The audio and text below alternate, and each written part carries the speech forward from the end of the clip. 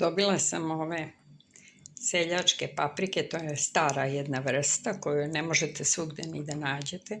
One baš mirišu lijepo na paprike, dosta su tanke i lijepe su za prženje, eventualno da dodate u neko jelo da jelo zamiriše.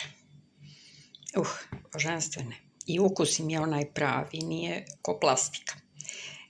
Da bi ja, pošto ne možemo sve da pojedemo, takva je prilika, ja ću da ih propržim i onda ću kad se ohladi da stavim u zamrzivač i imat ćemo za zimu da izvadimo, ako dobijemo još, napravit ćemo još.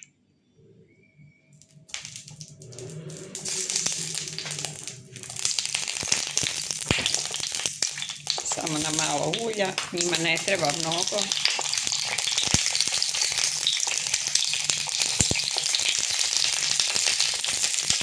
A ljeti najviše volim miris pržene paprike.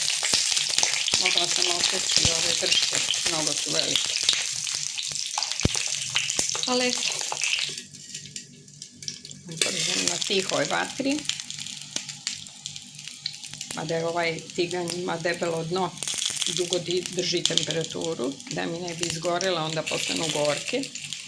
Ja znam prošle godine sam ove paprike plaćala u Bijelom Polju na pijaci po 5 € kilogram.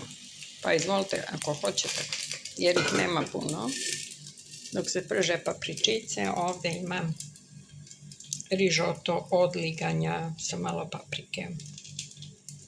To će nam biti ručak. Ovo malo kad provri i tako prokuva, odstoji ova riža nabubri. Eto vam rižoto začas. Imate divan ručak. A papričice su prva liga.